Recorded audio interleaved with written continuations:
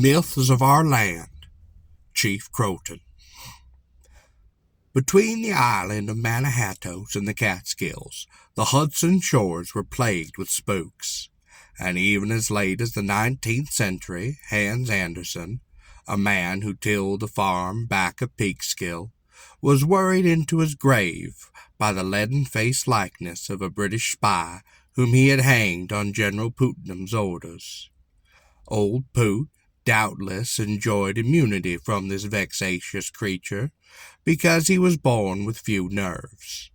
A region especially afflicted was the confluence of the Croton and the Hudson, for the Kitchewan burying ground was here, and the red people being disturbed by the tramping of white men over their graves.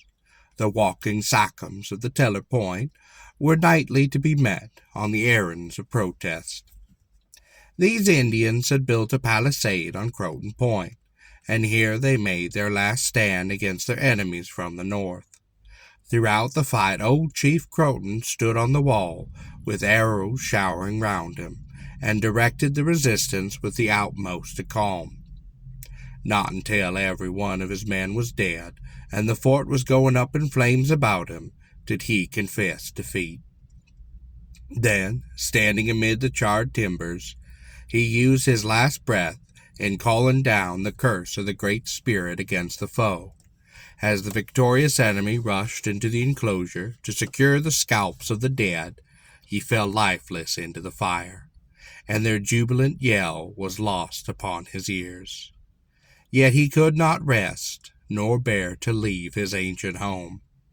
Even after death, and often his form, in musing altitude, was seen moving through the woods.